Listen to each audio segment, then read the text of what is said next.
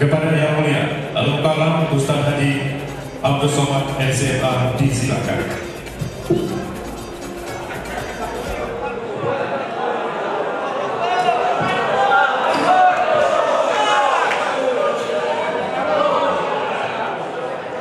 Assalamualaikum warahmatullahi wabarakatuh.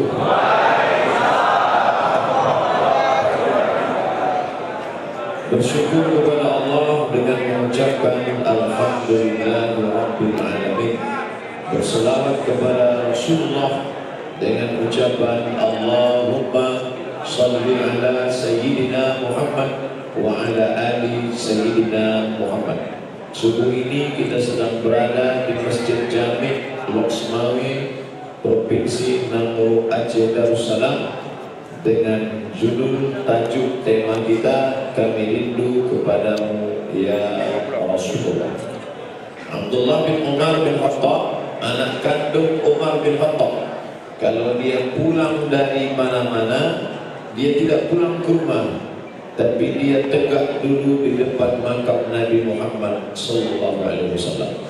Dia mengucapkan assalamu alayka ya Rasulullah, assalamu alayka ya Habibullah, assalamu alayka ya khairul khalqillah, assalamu alayka ayuhan nabiyyu wa rahmatullahi wa barakatuh.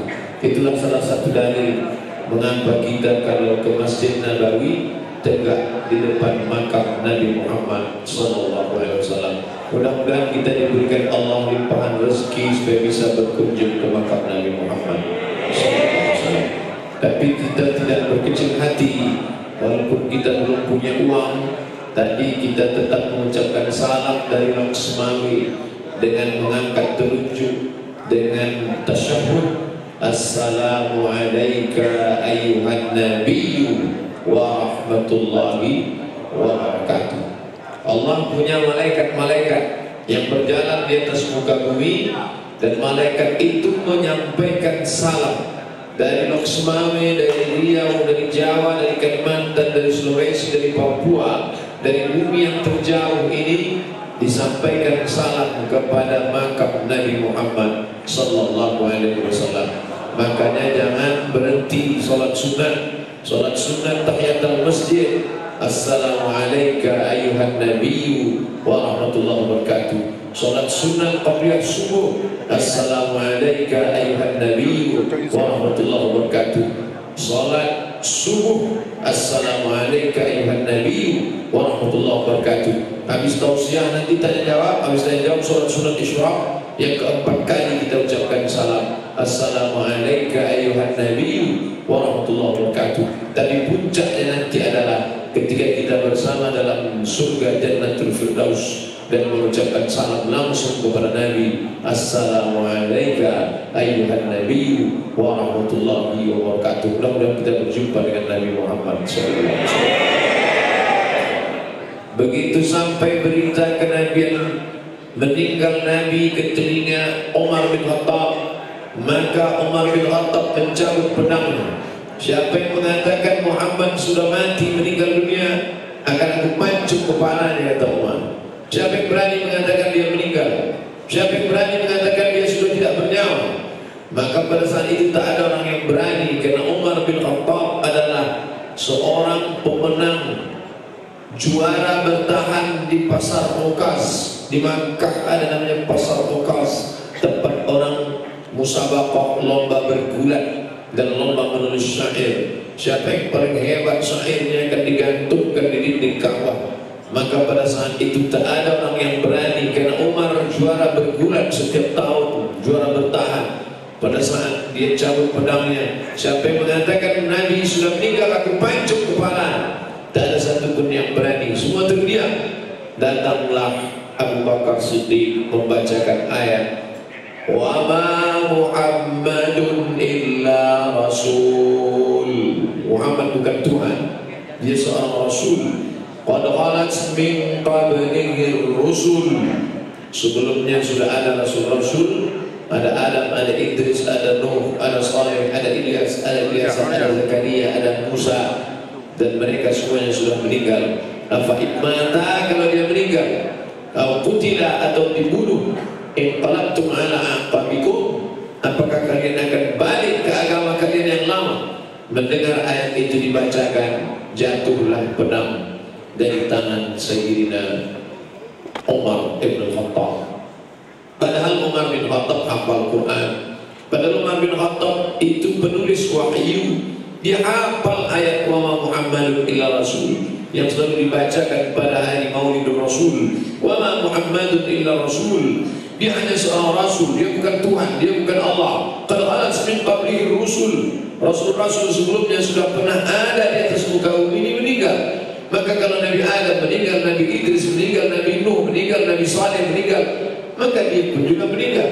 Mendengar ayat itu dibacakan, jatuh pedang dari tangan Sayyidina Umar bin Khattab. Begitulah rupanya cinta.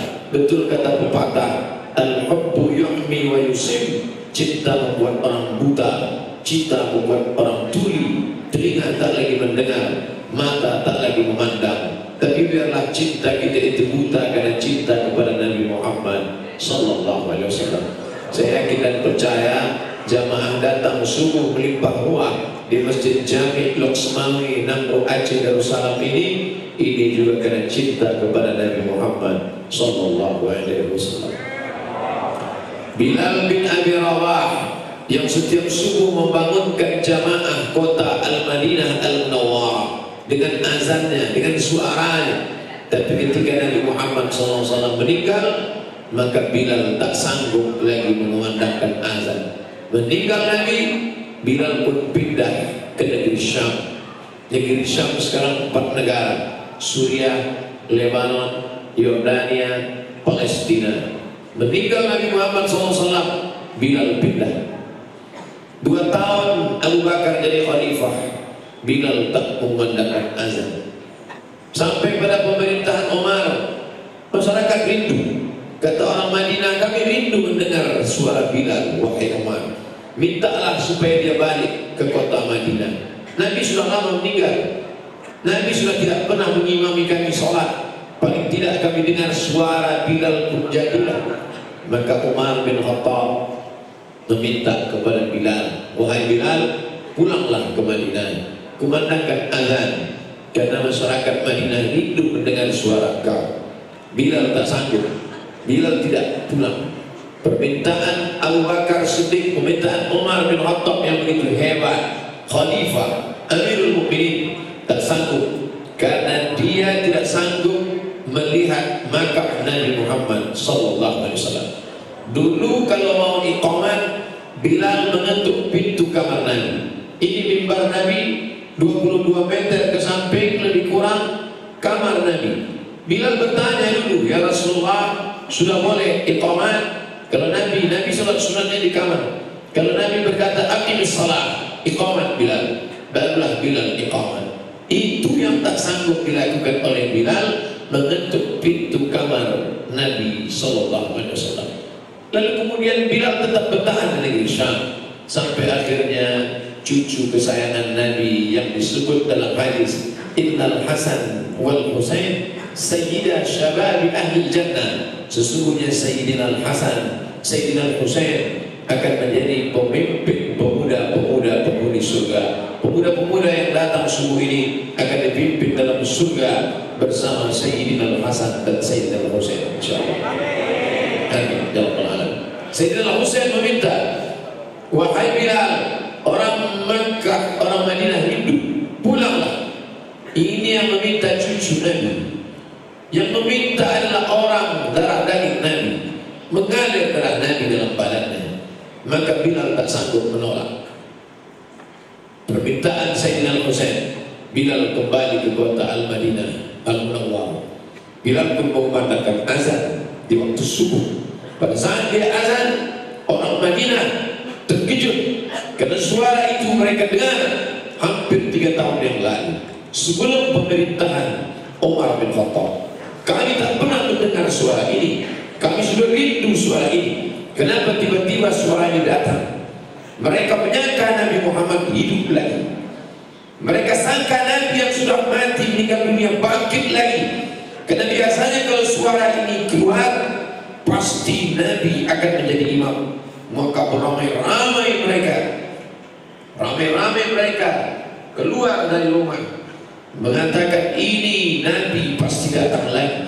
Karena suara azan ini tak pernah kami dengar sebelumnya. Lebih 3 tahun yang lalu, lebih bertahun-tahun yang lalu, mereka datang beramai-ramai ingin menyaksikan Nabi Muhammad SAW. Azan Bilal tak sampai tujuh, karena dia pun tak mampu mengenal Nabi Muhammad SAW.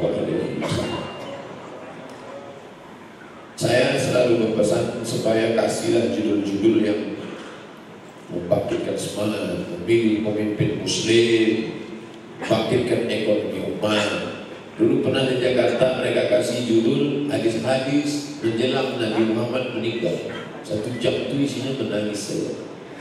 Jadi di pelajaran akan datang panitia kasihlah judulnya memilih calon DPR.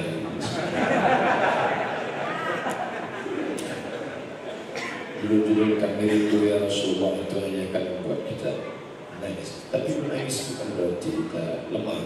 Kalau menangis kita lemah. Kerinduan kepada Nabi SAW kita wujudkan dalam bentuk yang lebih kuat. Kerinduan kepada Nabi dengan membangkitkan semangat anak-anak muda. Kerinduan kepada Nabi kita bangkitkan dengan membangkitkan syiar Islam. Orang Muksemami rindu kepada Nabi, tapi bukan sekedar meneteskan air mata, tapi mereka sholat melimpah ruah. Entah orangnya banyak atau masjidnya kecil. Tapi yang jelas beginilah kecintaan orang Aceh kepada Nabi Muhammad SAW. Sehingga kalau sudah disebut kata Aceh, tak ada yang tak Islam. Kalau disebut kata Melayu, masih ada yang tak Islam. Saya masuk ke kampung-kampung Melayu, suku Akit, suku Talang, suku Anak Dalam, suku Laut, itu Melayu, Melayu tua, masih ada yang tak Islam. Tapi kalau sudah disebut kata Aceh, dari mulai Iskandar Muda sampai ke rakyat jelata, semuanya bersyahadat asyhadu an la ilaha illallah wa asyhadu anna Muhammadar Rasulullah. Oleh sebab itu maka kecintaan kita kepada Nabi Muhammad SAW bangkitkan dalam bentuk wujud apa?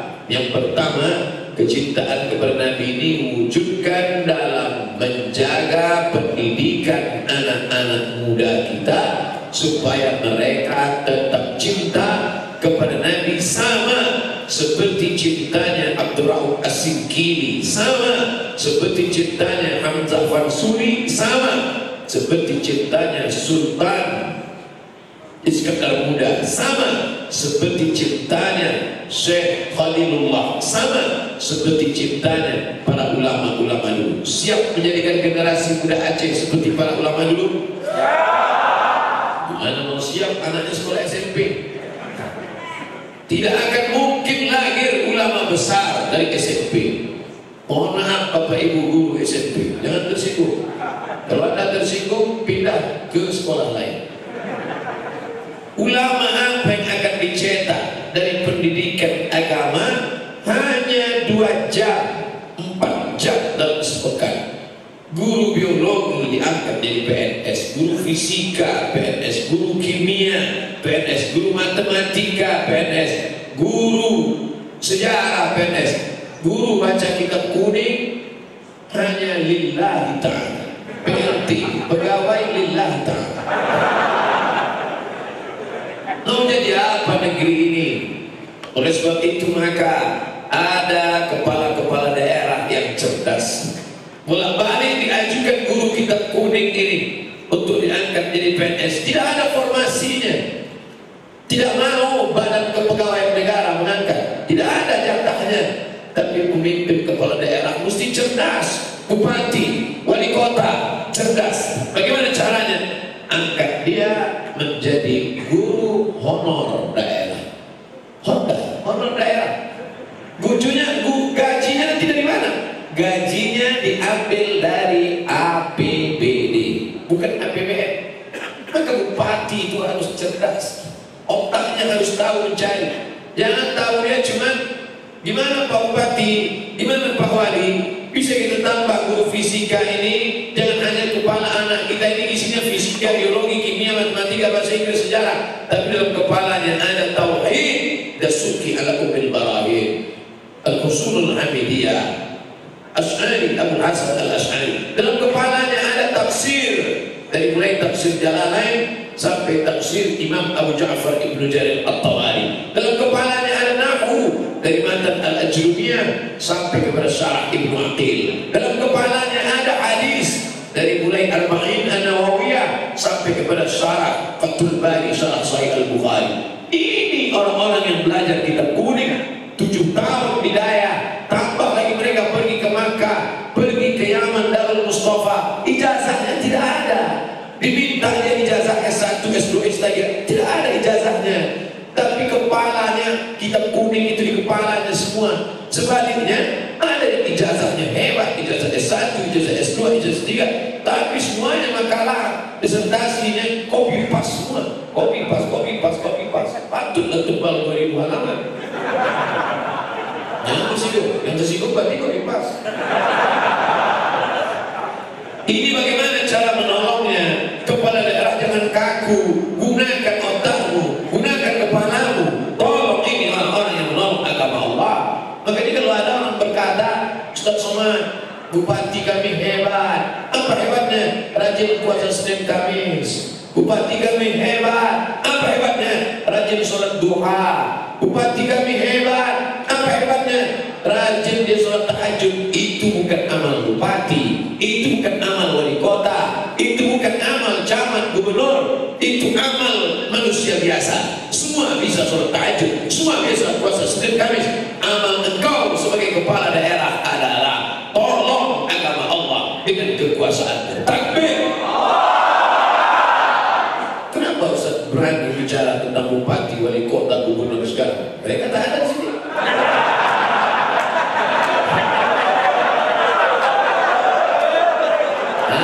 Mereka segas saja. Saya cuma dimana-mana bupati, wali kota, gubernur, apa masalah, apa kepentingan? Orang yang takut bicara itu kan takut proposalnya ditolak. Saya tahu nama proposal.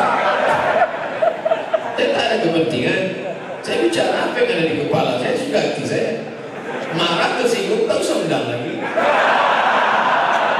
Betul tak cakap saya? Kita selalu mengingatkan mereka, jangan sampai setelah mereka selesai dari jabatannya 5 tahun, 10 tahun, tak ada buat apa-apa. Ketika nanti ditanya oleh malaikat, hai bupati, hai wali kota, hai gubernur, 2 periode engkau, apa kerjamu? Membuat taman, membuat setugu selamat datang, membuat patung sebanyak-banyaknya, patung ini, patung ini. Dia tak tahu patung yang dibangunnya itu akan menjadi kerak api neraka yang akan menimpa dia nanti. Bupati, wali kota, gubernur, kalian yang rajin membuat patung, patung itu nanti akan menjadi arang neraka yang membakar engkau dalam neraka jahanam. Makanya kalau kau mau amalmu produktif, angkat itu.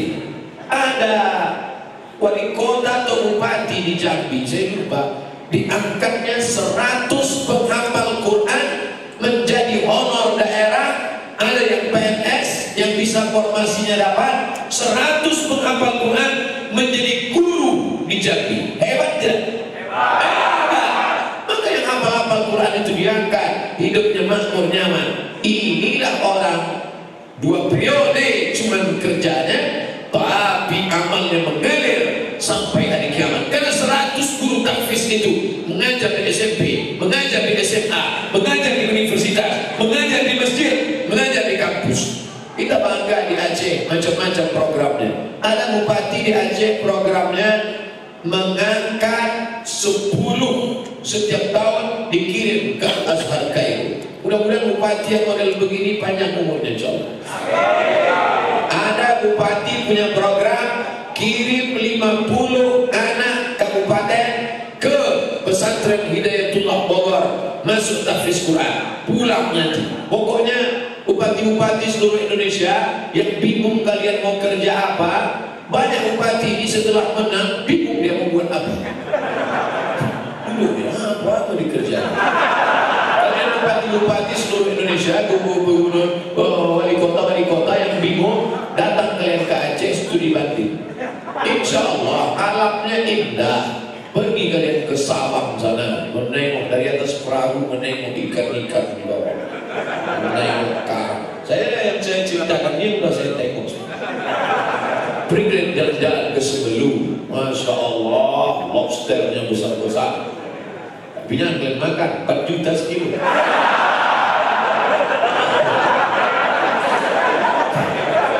Datang kembali, aman, damai, mata kalian tidak akan kena dosa. Datang kalian yang mau wisata religi ke Aceh. Semua pramugari kalau sudah mau dekat ke Aceh sibuk pakai jilbab, pakai rok panjang. Mata kalian bersih, wisatanya wisata religi. Sholat di masjid-masjid di Aceh, sholat subuhnya aja begini ramai, apalagi subuh tadi.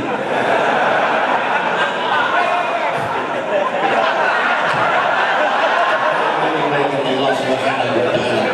Jadi kerinduan kepada Nabi bukan hanya sekedar tetesan air mata.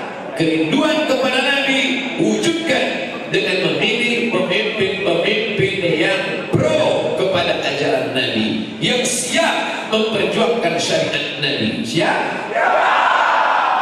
Ya cuma siap aja. Nanti 17 April hari Rabu pagi ya cuma tidur aja. Pilih caleg-caleg. Gambarnya sudah manjat pokok kayu semua udah. Tak ada pokok kayu yang kosong sekarang. Sampai monyet berupaya cari tempat pokok kayu. Bagaimana gambar-gambar paling boleh. Jangan kalian terpukau karena gambar, tapi tengok program-programnya. Kita tidak lagi tinggal di negara kerajaan Siak Sri Indrapura Riau. Kita tidak lagi tinggal di kerajaan Samudra Pasai. Kita tidak lagi tinggal di kerajaan Islam. Kita sudah tinggal di negara demokrasi. Apa itu demokrasi? Pemimpinnya dipilih oleh rakyatnya. Jangan heran kalau naik DPR pecandu narkoba karena yang memilihnya orang-orang sakau. Betul? Orang mabuk, orang sakau takkan mungkin memilih orang sholat. Tidak mungkin orang mabuk memilih orang sholat, karena itu akan mengganggu kepentingan dia. Orang mabuk, orang sakau, orang tengken, hanya akan memilih orang yang sama dengan dia. Kama yuwalla alaikum, pemimpin kamu adalah cerminan kamu. Oleh sebab itu ke depan masyarakat yang cerdas, yang sudah sholat subuh, yang sudah pengajian, yang sudah tabligh akbar, yang sudah cinta kepada Nabi, pilih caleg-caleg yang memperjuangkan syariat Nabi. Siap?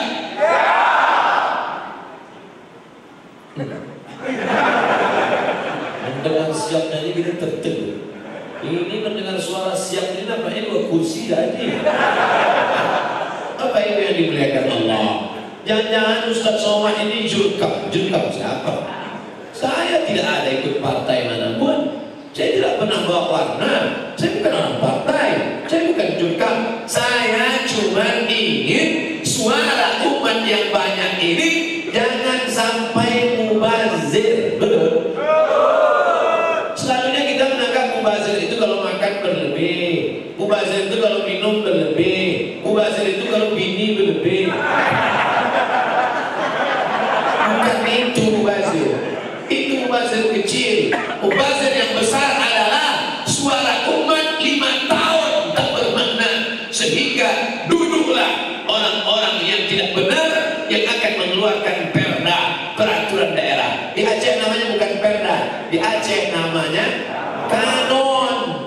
Itu acuan kita di Aceh, kanon. Yang membuat kanon itu siapa? Yang membuat kanon itu adalah DPR. DPR, Dewan Perwakilan Rakyat Aceh.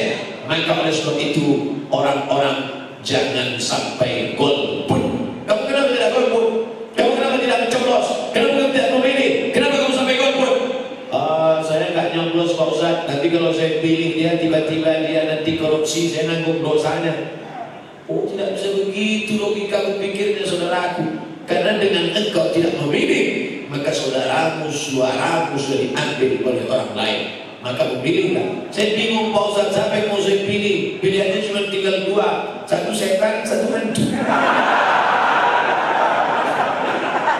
Maka kau mesti berijtihad, berpikir baik-baik, kira-kira antara setan sama hantu di mana yang lebih baik? Ada bilang hantu lebih baik. Saya terus terang belum mengadakan analisa. Kami tak tahu Pak Ustaz, kami ini kan awam. Fas'alu ahla zikri, tanya orang yang tahu. In kuntum la ta'lamun, kalau kamu tidak tahu. Selama ini saya tahunya fikih sholat, fikih zakat, fikih puasa, fikih haji, tapi ada fikih baru dari Aceh, namanya fikih pemilu. Itu ulama dari Aceh yang tulis, bukan sembarangan. Doktor dari Al-Azhar University, doktor dari Al-Azhar. Ustaz Somad kan dari Azhar juga, LC. Habis LC lari. Ini anak Aceh luar biasa. LC, MA, doktor, namanya Doktor Amri. Selama sejarah Al-Azhar baru mengeluarkan doktor akidah, sudah 1000 tahun mengeluarkan doktor akidah di Indonesia ini cuma 4 orang saja. Generasi yang keempat ini adalah Doktor Amri dari Aceh, menulis judulnya Fikih Pemilu. Di situ saya baca Fikih Pemilu, apa kata beliau? Jangan sampai tidak memilih. Andai dua-duanya tidak baik, tetap berijtihad. Antara yang tak baik itu pasti ada yang baik di antara yang tak baik. Begitu hebatnya. Bapak Ibu boleh tak percaya sama saya, karena ilmu saya cuma LC. Tapi ini orang doktor, kalau dokter tak percaya juga mati je lah. Saudara yang dimuliakan Allah SWT, rindu kami pada Nabi. Apa bukti rindunya? Perjuangkan syariat Muhammad Sallallahu Alaihi Wasallam melalui pemimpin-pemimpin yang peduli pada ajaran Islam, yang peduli pada ekonomi Islam, yang peduli pada politik Islam, yang peduli pada busana Islam, yang peduli anak-anak kita akan menjalankan syariat Islam sampai hari kiamat insyaallah. Amin. Ini bukti yang pertama. Sampai berapa nih Pak Ustaz? Sampai jam 7. Tadi saya mulai ceramah jam 6. Jadi mana-mana ceramah 60 menit sesuai yang tertulis di botol 600 ml. Walaupun di Masjid Jami ini nampaknya tak sampai, karena gelas ini tak sampai 600. Ini tambahannya juga.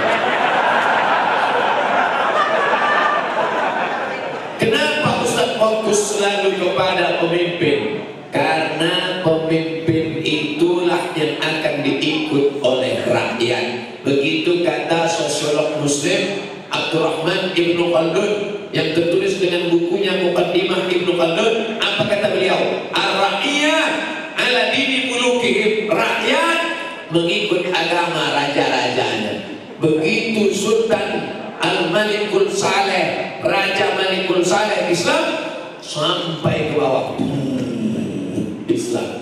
Begitu Sultan Iskandar Muda Islam, sampai ke bawah Islam. Itu ucapan Abdurrahman bin Khaldun. Rakyat mengikut agama raja-rajanya. Kalau rajanya suka pengajian, rakyatnya insya Allah suka pengajian. Rajanya suka dangdutan, rakyatnya ikut juga. Itu sudah pasti. Karena akan dia panggil nanti acara macam-macam, artis segala macam. Oh, Ustaz mau memastikan artis ya. Kalau Ustaz haramkan musik ini, kami artis mau makan batu apa? Kalian artis-artis, obat kalian, lagu kalian itu kalian robah jadi lagu religi. Iya kan? Yang suaranya bagus, itu tiru sholawat dari Aceh tadi. Salatullah salam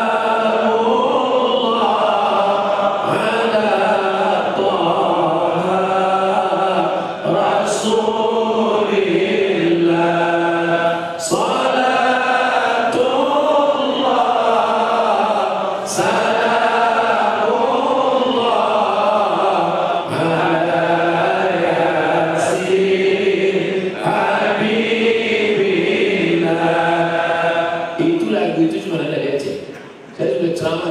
Sabang sampai Papua tak ada lagi itu tempat lain, hanya di Aceh. Kenapa Ustaz bisa? Oh, udah 23 kabupaten saya masuk. Kalian belajar, datang. Itu selawatnya selawat anak orang tua tuh Pak Ustaz. Gak laku lah, jadul kata dia. Oke, kalian buat yang baru.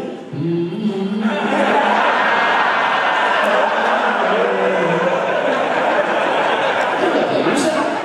Lebih viral lagi videonya, lebih laku lagi kaset-kasetnya. Betul?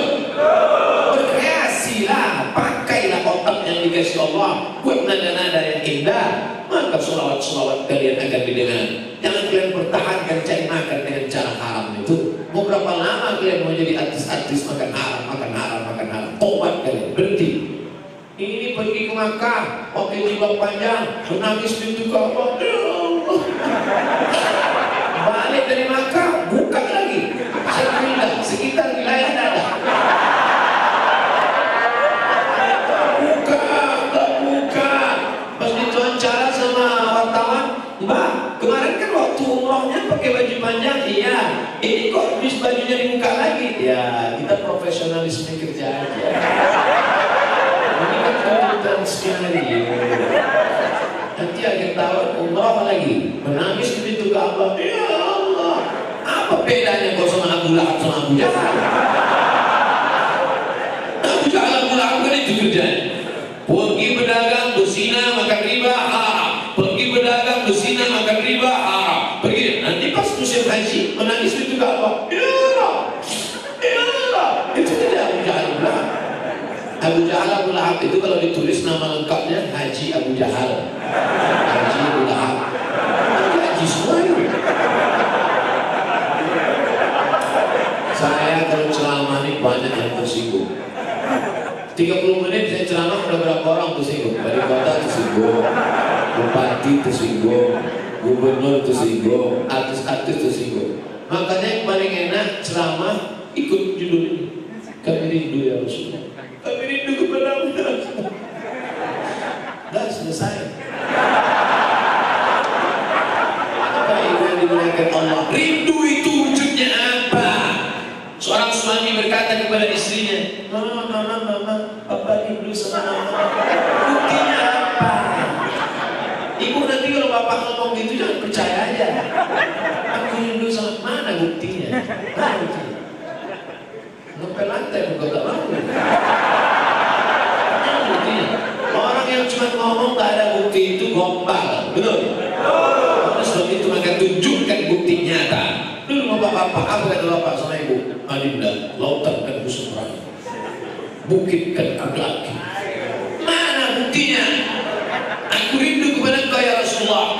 Mana buktinya engkau rindu kepada Rasulullah? Bisa kau menjadi anggota legislatif, calonkan dirimu, perjuangkan syariat Rasulullah ini dengan padu sidang paripurna. Dengan ini saya sebagai kepala sidang pimpinan sidang paripurna DPR kota, DPR kabupaten, DPR provinsi, dengan ini menetapkan 20% anggaran belanja daerah kita untuk dayak-dayak, untuk pendidikan anak umat Islam. Setuju?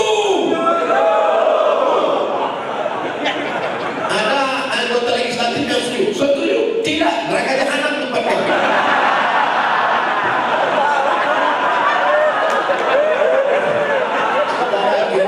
Allah SWT. Itu bukti cinta kita kepada Nabi Sallallahu Alaihi Wasallam. Yang punya bakat politik, salurkan politiknya. Yang tak punya bakat politik, kau bakatmu di mana? Saya bakat saya di darah seni, Pak Ustaz. Darah seni lah. Darah seni, bukan air seni. Seni apa yang kau bisa?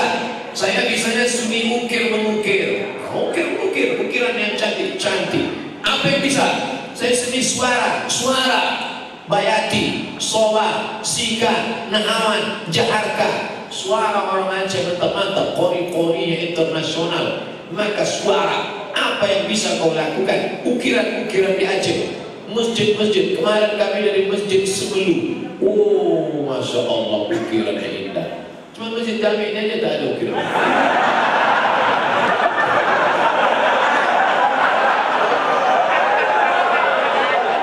Masya Allah, Pak Ustaz.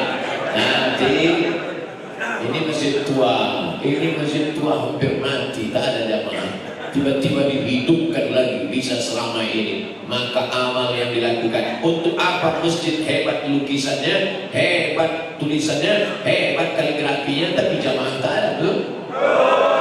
Begitu cara menaikkan semangat orang.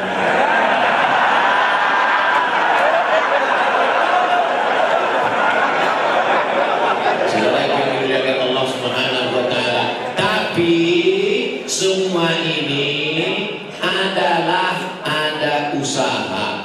Ustaz Somad gimana bisa masuk Banda Aceh sampai ke Langsa, sampai ke perbatasan Sumatera Utara, menyeberang pula ke Sebelu?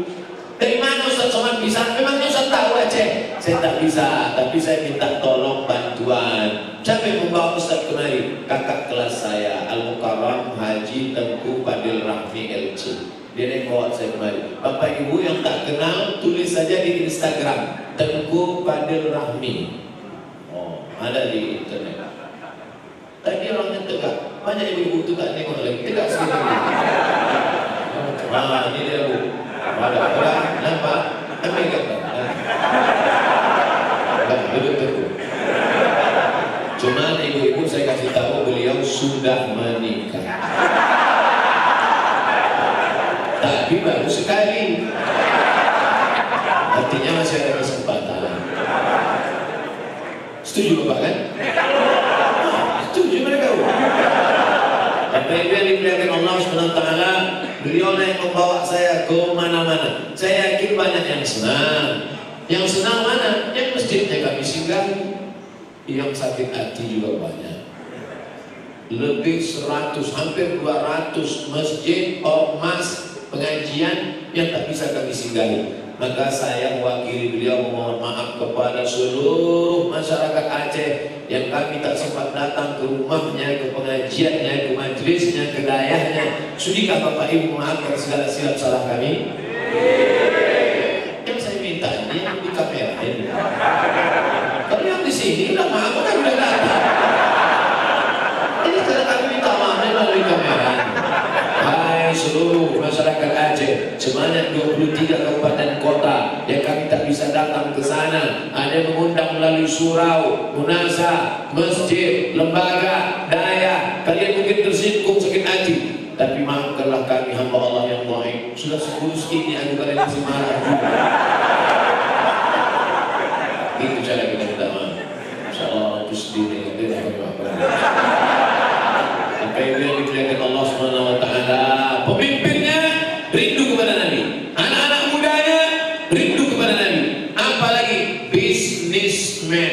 Karena tak mungkin acara ini besar terselenggara begini kalau tidak ada duit, betul? Siapa yang bisa merekam acara kalau bukan orang yang punya kamera? Bapak Ibu pikir murah kamera merekam ini? Kamera ini 20 juta. Ini kamera ini 20. Yang kurang-kurang sedikit kita tambah. Paling yang agak murah yang inilah yang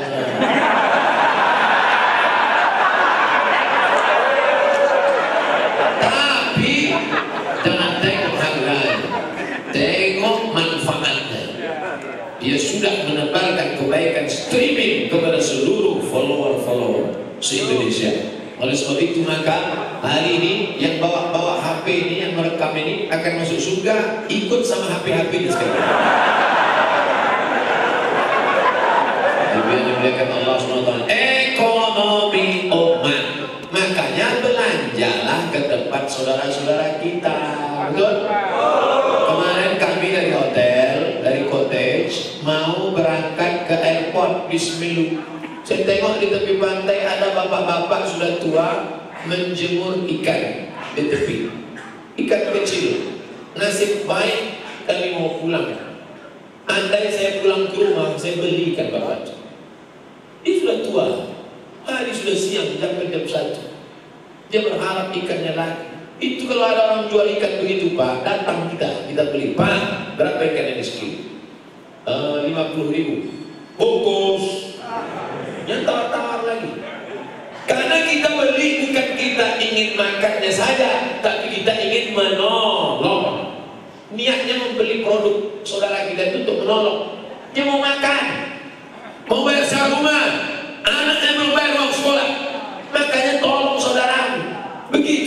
menolongnya. Ini ada ibu-ibu tua, sudah jam 12 siang, sebentar lagi azan zuhur, dia belum makan, dibelahnya lah ikan tadi, supaya jangan busuk, dikasihnya garam. Datanglah ibu-ibu kaya yang kelingkingnya sedang-sedang. Berapa ya? Berapa setumpuk bu? 20.000 nah. Berapa? 20.000. 5.000 aja ya. Kau mau beli apa mau bunuh? 5.000 perak dapat apa? Anaknya sudah tidak boleh ujian. Guru tak ngasih masuk ujian. Kamu belum bayar uang SPP, belum bayar uang ujian, jangan masuk.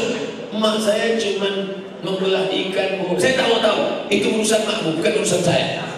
Sudahlah, gurunya kejam, lingkungannya kejam, masyarakatnya kejam. Kemana lagi dia mau hidup?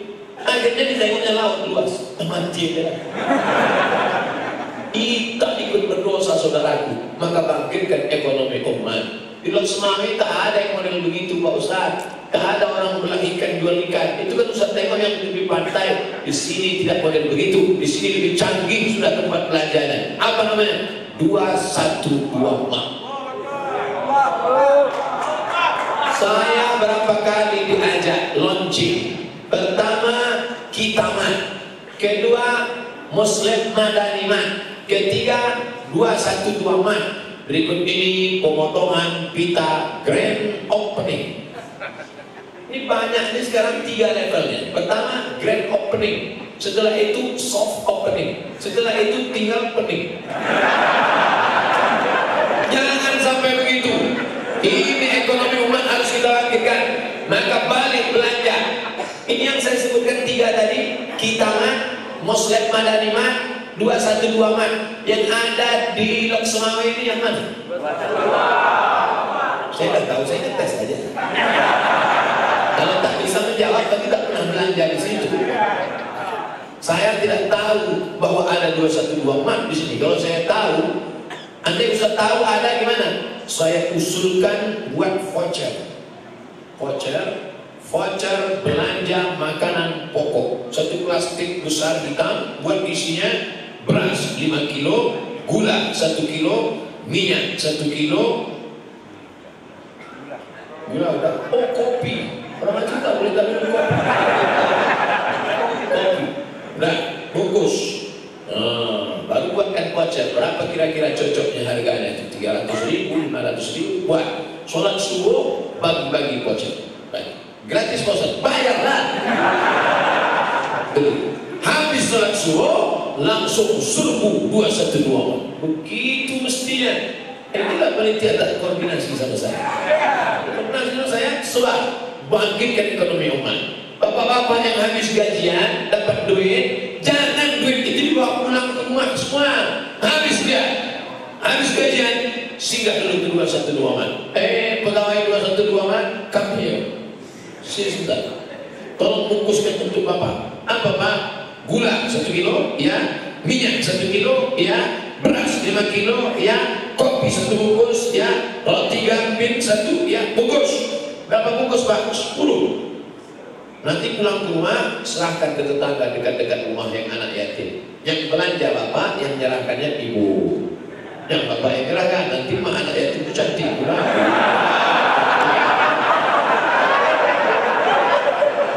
Tenang ibu, saya tetap menjaga perasaan ibu. Ibu jauh di sana tapi dekat di hati. Ibu itu kan mak-mak kita. Kalau kita nengok perempuan, anggap mereka adalah ibu kita, anak kita, ponakan kita. Makanya melihat anak perempuan, ingat anak kita. Tapi kadang melihat bini orang, lupa bini kita. Kalau tengok bini orang, saudara yang dimuliakan Allah Subhanahu wa Ta'ala, tidak ada cara lain menghidupkan ekonomi umat selain kita sendiri. Makanya banyak orang memfitnah saya, katanya saya ustaz anti kebinekaan. Katanya ustaz saya masih tetap belanja ke toko Cina.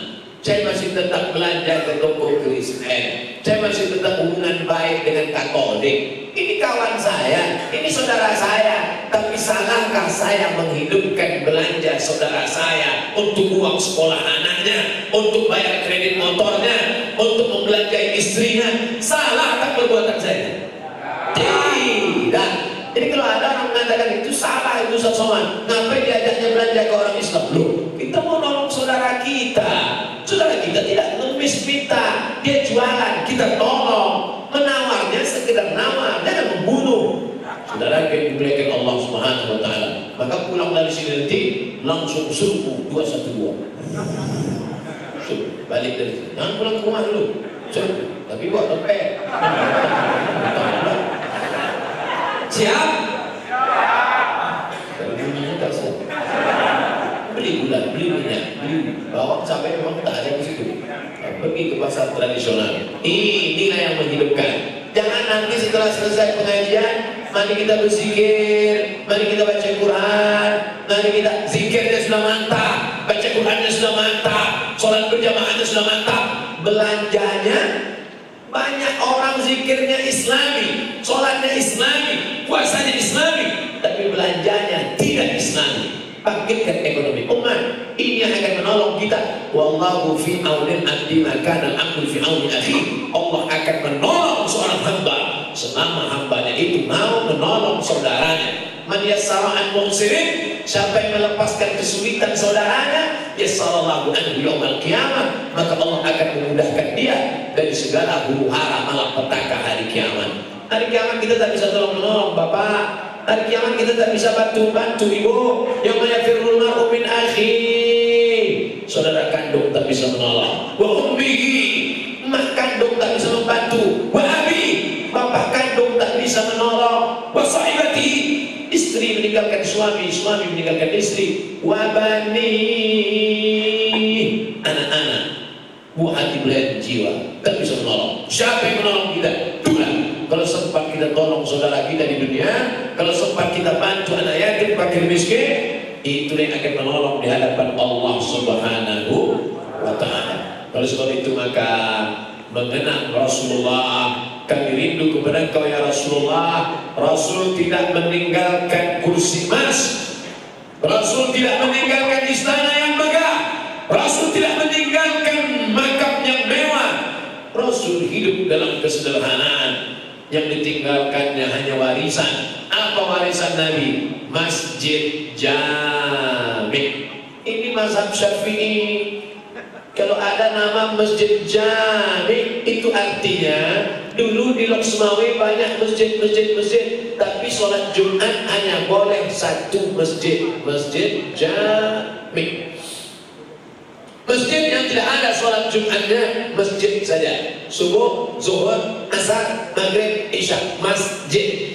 Masjid yang ada sholat Jumatnya ditambah label di ujungnya, Masjid Jami.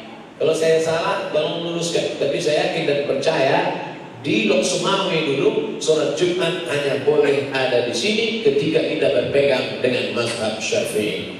Aslinya mazhab Syafi'i yang boleh sholat Jumat cuma Masjid Jami, masjid lain tak boleh sholat Jumat.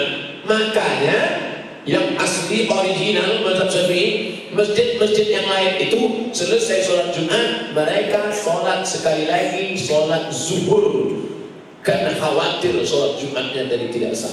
Ada pertanyaan ke saya, Ustaz Somad, ya di Banten tradisi kami selesai sholat Jumat kami sholat zuhur lagi. Ini aliran sesat apa Pak Ustaz? Tidak, itu fatwa dalam mazhab Syafi'i. Karena satu negeri itu sholat Jumatnya cuma satu di Masjid Jami. Lalu yang sekarang kita amalkan itu mazhab apa itu? Hanafi. Mazhab Hanafi asal cukup ramai untuk sholat Jumat, laksanakan sholat Jumat. Makanya satu negeri banyak sekali sholat Jumat, sholat Jumat, sholat Jumat, sholat Jumat, sholat Jumat. Dulu masjid cuma dua, Masjid Jami, sisanya masjid. Masjid apa Pak Ustaz? Ya masjid saja. Masjid Jami, masjid saja. Di tempat kita jadi 7. Masjid Jami, masjid besar, masjid Islamic Center, masjid Agung, surau, langgar, musola. 7-7-nya kosong. Kecuali di Lok Semawe. Di sini melimpah orang. Ini setiap subuh muncul ini.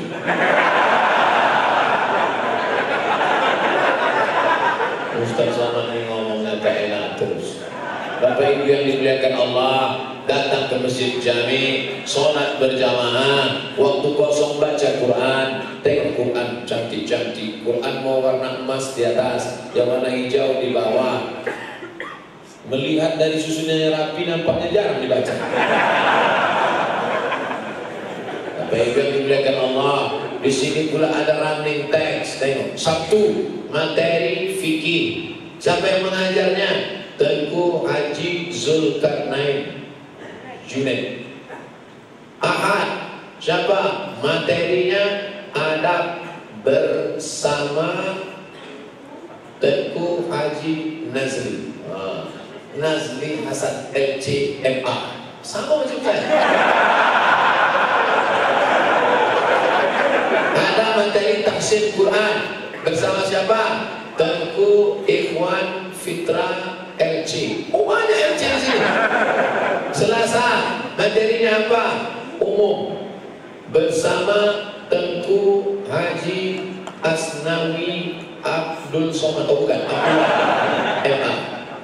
Di sini pengajian sudah spesialisasi. Ada akhlak, ada akidah, ada fikih, ada umum, ada tahsin. Masjid-masjid lain yang bingung pengajiannya, ini ngajinya umum. Malam ini pengajian kita umum. Malam ini pengajian kita umum. Ustadznya pula tak koordinasi.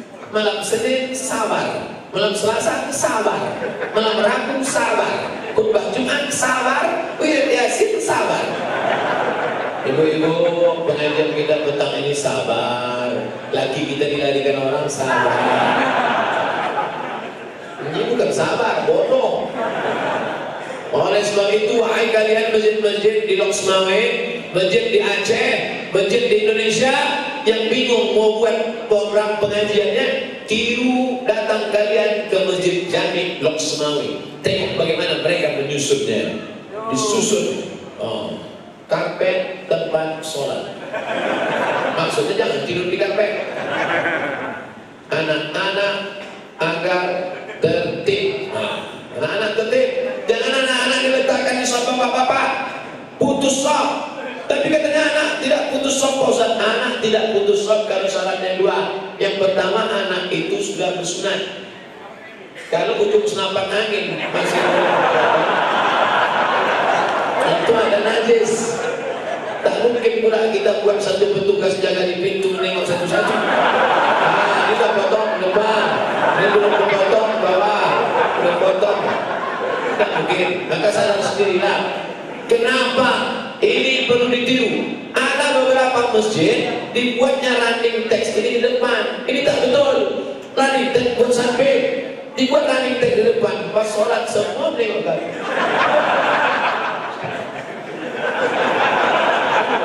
Sampai tak mungkin orang dengan gini kan. Banyak pelajaran bisa kita ambil di sini.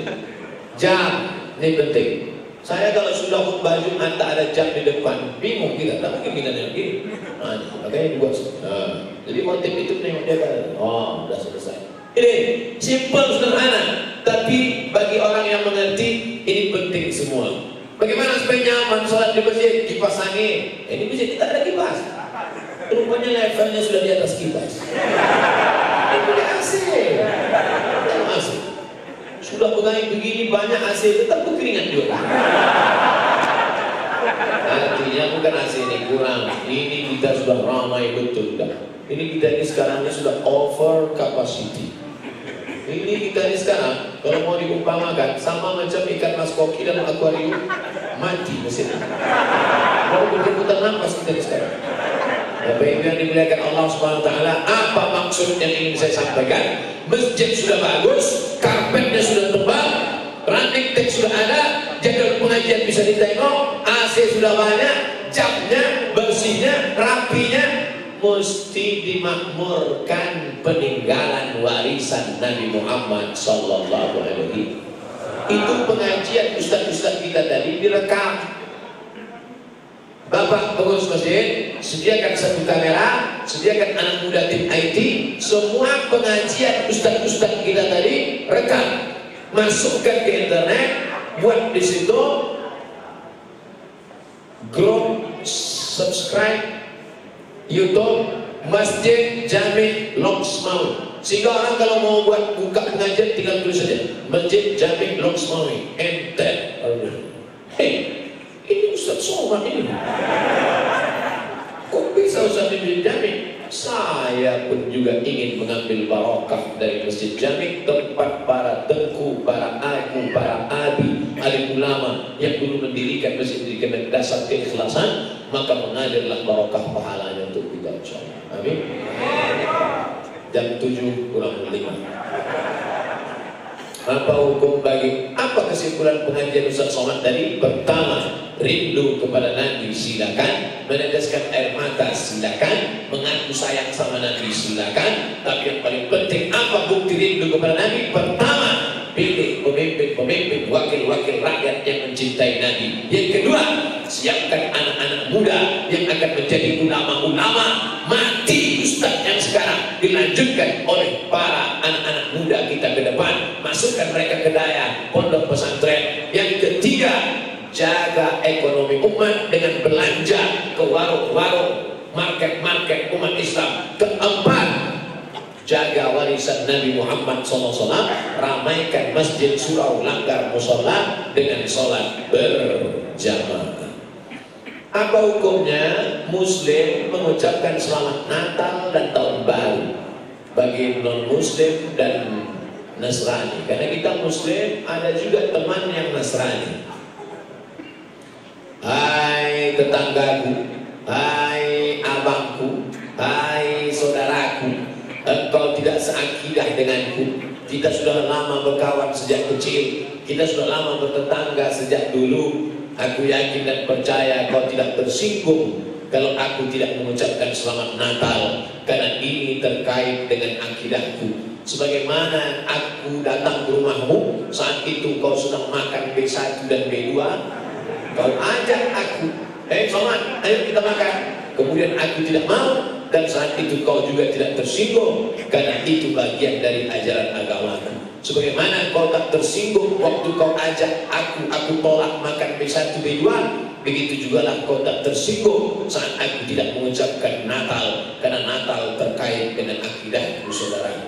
Maka mudah-mudahan kita semua tetap menjaga persatuan sesama umat Islam, ukhuwah Islamiyah, persatuan antara sesama warga negara Republik Indonesia yang tidak seagama. Saudaraku yang Katolik, saudaraku yang Protestan, aku yakin kau paham. Orang yang tak paham, yang resek aja yang mencongkel-congkel masalah ini. Betul? Bagaimana hukumnya seorang suami memisahkan istrinya dengan orang tuanya? Ini suami tak betul. Memangnya istrimu itu keluar dari tabung gas? Binimu itu dikandung emaknya 9 bulan 10 hari. Setelah itu disusukannya 2 tahun. Meregang nyawa mertuamu itu melahirkan istrimu. Setelah dia gadis, setelah dia kuliah, setelah dia jadi perawat, setelah dia jadi bidan, setelah dia cantik gadis, barulah jumpa dengan engkau. Itu pun ditangkapkan hansip. Sekarang setelah menikah dengan engkau, lalu kau katakan, hai istriku, surgamu di bawah tapak kaki. Ini, tapi ibu mertua salah juga. Kenapa kau pilih menantu Fir'aun model ini? Coba kalau kau pilih menantu yang LC tadi, takkan mungkin kau diperlakukannya seperti itu. Betul? Pokok pangkal masalahnya adalah tidak belajar agama. Makanya dari tadi saya katakan, masukkan 5 pelajaran ke SMP: Quran, hadis, akidah, akhlak, bahasa Arab, sejarah Islam, fikih. Fikih itu ada fikih sholat, ada fikih zakat, ada fikih puasa, ada fikih ibadah, ada fikih siasat, ada fikih muamalah. kelas 3 pesantren pasti belajar fikih munakahat. Tanggung jawab suami istri. Nih contoh menantu yang tak tahu mana tanggung jawabnya, mana haknya, mana kewajibannya, dipisahkannya anak gadis dengan ibu. Ruginya kau ibu-ibu yang dapat menantu Fir'aun. Nasi sudah jadi tai ayam. Kalau jadi bubur tinggal kita siram aja bawang jadi bubur ayam. Ini dipisahkan pula mertua sama istri. Kok bisa begini? Nih karena tak mengerti agama. Kalau mengerti pasti dia kasih tahu dengan lembut, dengan baik. Mertuanya mengerti agama, menantunya mengerti agama, maka mereka cari jalan tengah. Duduk mereka bersama. Apa judulnya? Mau dibawa kemana hubungan ini? Win-win solution. Itu dia. Mudah-mudahan yang lajang-lajang ini akan diterima oleh ibu-ibu yang punya anak dari sini. Ibu, kalau kalian mau mencari menantu yang soleh, tak jauh dari tempat kalian. Ini dia anak-anak lajang. Balik dari sini dan pindah langsung. Sebelum ikut berubah pikiran. Letak niat itu di mana, Pak Ustaz? Oh, ini dalam kajian. Mahal niyati al-qalbu.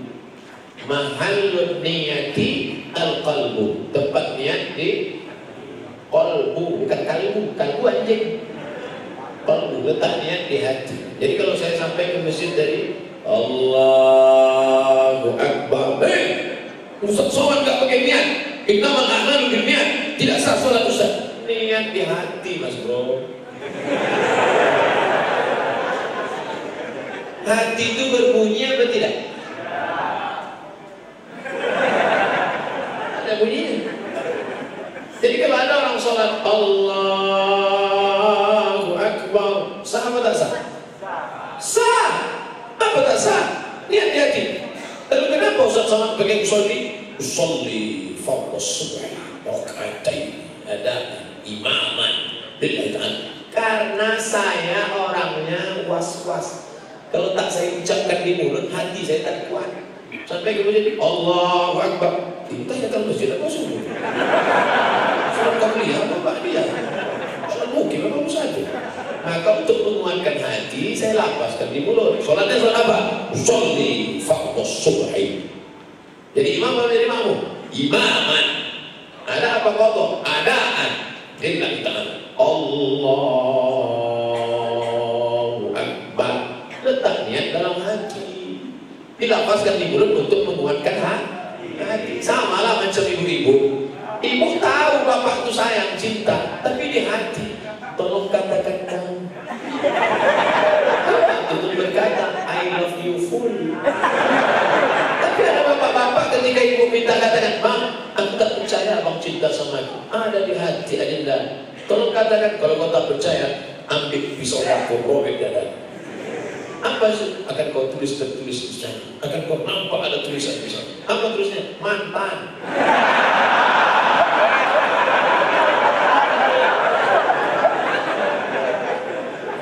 Jelas? Siapa yang bilang ceramah Ustaz Somad tak jelas? Dia yang tak jelas. Bagaimana hukum melakukan post wedding, pra wedding? Sebelum post wedding, sesudah nikah. Pra wedding, sebelum nikah. Sebelum nikah ada pula fotonya naik sepeda warna hitam putih. Setelah nikah naik mobil sudah berwarna, baru dibuat pra post, before after. Sepedanya minjam, mobilnya kredit. Semuanya pencitraan supaya ditengok orang. Apa arti ini semua? Ustaz, untuk kenang-kenangan anak cucu kami, oke, tak masalah. Tapi foto prawet, pegangannya macam udah nikah 3 tahun. Itu tidak mahrammu, saudara. Jangan lagi kita tanya kalau kita pergi nengok pesta nikahan. Cukup rukun dan syarat. Ada wali, ada saksi adil 2 orang, ada mahar, ada ijab, ada qabul, ada mempelai laki-laki. Cukup. Ditanya pula tambah tambah-tambah. Keyboardnya mana?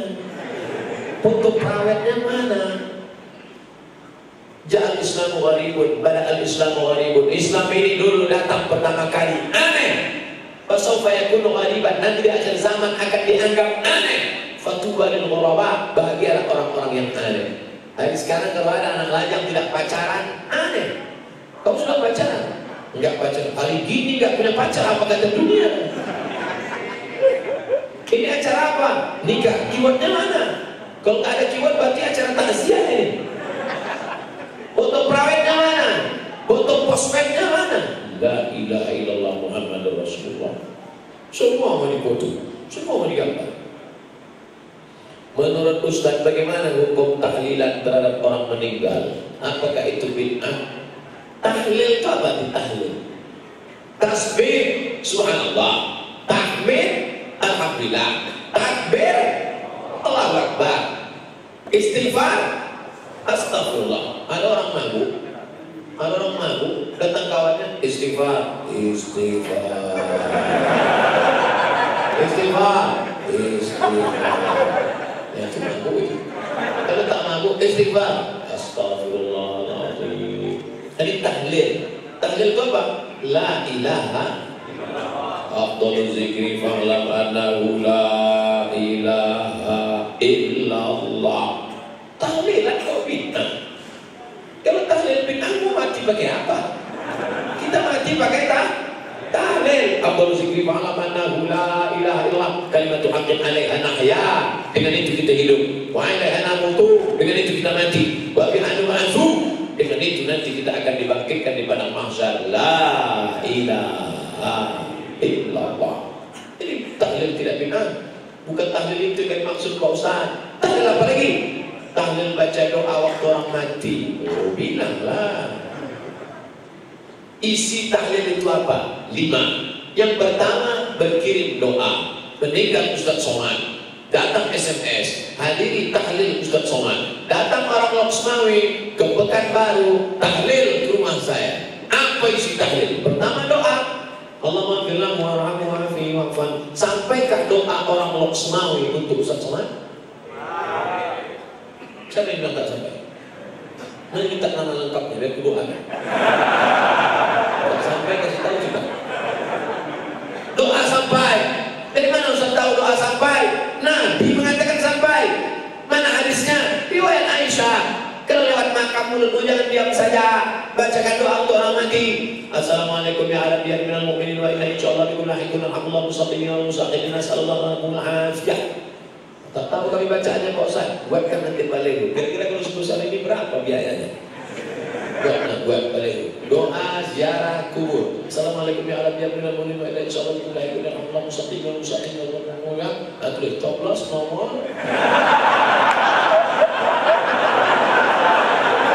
Setuju? Daripada gambar tertentu arah, bagus doa ziarah kubur, kan? Bermanfaat lagi. Setiap orang ziarah kubur ingat dia, pas nanti mau mencucuk ingat dia. Satu. Yang kedua, apa isi tahlil?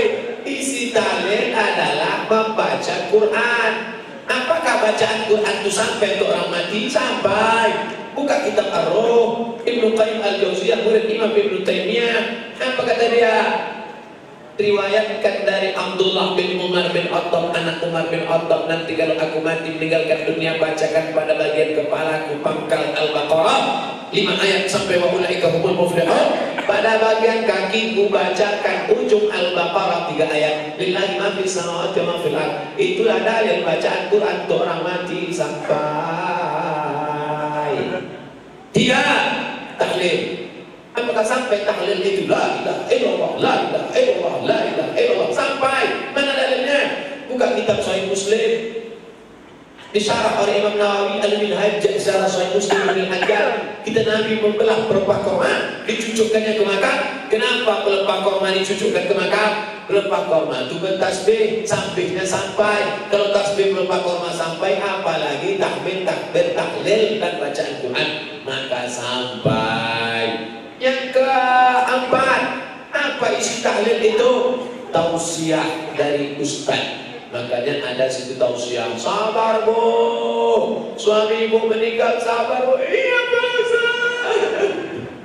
Ibu kenapa menangis? Sedikit betul Waris.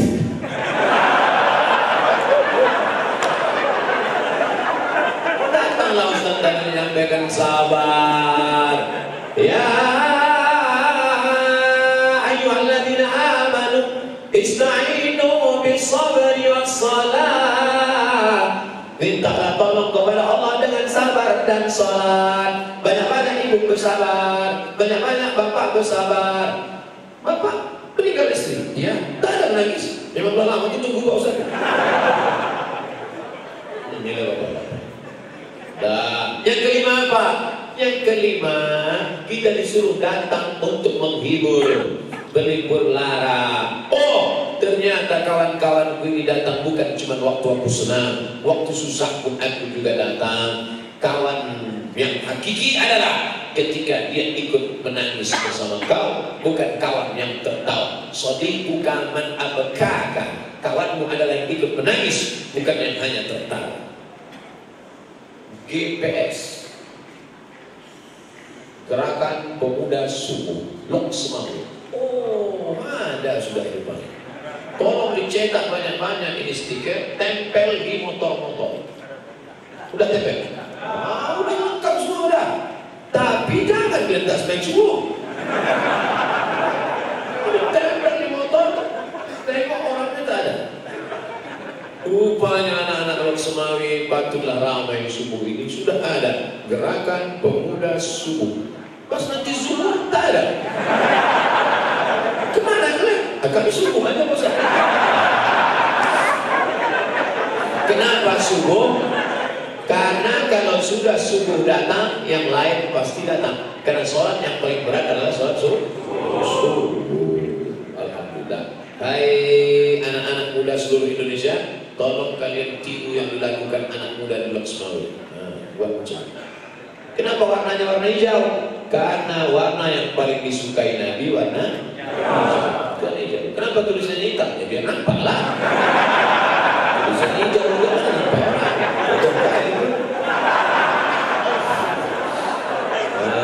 Dibuatnya ada menara masjid, dibuatnya ada anak muda bawa bendera, ada bulan dan bintang, bagi buatnya GPS Lok Semawi. Buat. Nah, kalau tak pandai kalian menggambar nanti gua akan modif-modif aja sedikit. Mohon maaf Ustaz, kamera ini mati aja. Ini pun mati juga masalah ini. Semua mati kok Ustaz. Coba dari tadi. GPS sudah berjalan 1 tahun. Bagaimana cara memotivasi jamaah pemuda agar ramai sholat subuh berjamaah? Hai anak-anak muda, tengok, malaikat maut mencabut nyawa tidak menengok akte kelahiran. Sedang gencrang-gencring, datang air dari belakang. Mati. Orang tua dibawa ke masjid, dianggap sudah meninggal dunia, dianggap sudah lama lagi, kejap lagi mati. Ustaz Somad, saya sudah diponis oleh dokter. Katanya urat kaki mesti dibawa, potong naik ke atas. Urat kaki potong ke atas. Apa namanya? Bypass. Wah, jangan tol ini. Udah mau mati kata dia. Jadi apa kata dokter itu Pak Haji? Kata dokter, Bapak kalau tidak mau bypass, umur Bapak tinggal 2 minggu lagi. Jadi udah 2 tahun, tak mati lagi. Anak muda, habis medical check up rumah sakit, sehat, tabrak mobil, mati. Ya, 3 lihat. Apalagi sekarang lagi musim anak muda yang mati. Malah orang tua tak mati-mati. Oleh sebab itu maka kalian yang muda-muda ingat, kalian akan mati. Dan apa yang akan kalian bawa mati? Memangnya kawan-kawan kalian yang kongko-kongko yang nongkrong-nongkrong itu ikut sama kalian? Enggak ada, lo enggak rame bro. Begitu kau mati sendiri juga kau masuk dalam. Kan mau dia mana kawan kau geng-geng itu? Mau dia bilang? Tak ada. Kau mati sendirian, menghadap Allah sendirian, semuanya tinggal. Mana motormu? Tinggal. Mana baju kerenmu? Tinggal. Mana jaket kulitmu? Tinggal. Bahkan menghadap Allah yang kau bawa sholat berjamaah. Sholatlah bersama GPS Gerakan Pemuda Subuh Lok Semawi. Takbir.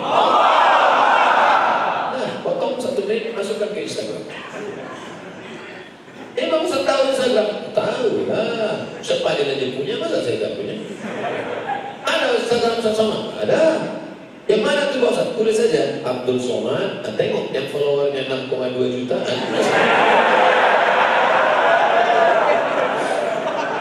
Gaya-gaya. Assalamualaikum warahmatullahi wabarakatuh. Untuk seluruh masyarakat Aceh, tonton terus Puja TV Aceh, televisi dakwah masyarakat Aceh. Dah boleh rekam? Belum, saya ulang sekali. Assalamualaikum warahmatullahi wabarakatuh. Mana kamera? Assalamualaikum warahmatullahi wabarakatuh. Untuk seluruh masyarakat Aceh, tonton terus Puja TV Aceh, televisi dakwah masyarakat Aceh. Oh, tak sedap lah kalau nengok Pak Ustaz. Oke.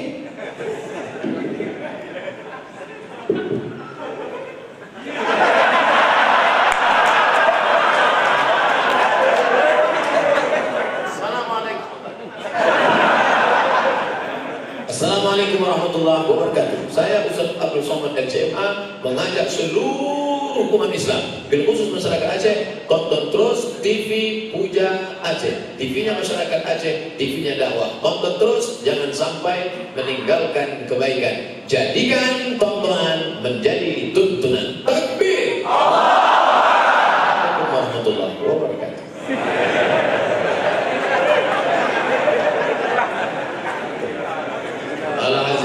Al-Fatihah. A'udzubillahi minasyaitonir rajim. Bismillahirrahmanirrahim. Alhamdulillahi rabbil alamin. Arrahmanir rahim. Maliki yaumiddin. Iyyaka na'budu wa iyyaka nasta'in. Ihdinas siratal mustaqim. Siratal ladzina an'amta 'alaihim ghairil maghdubi 'alaihim waladdallin. Amin.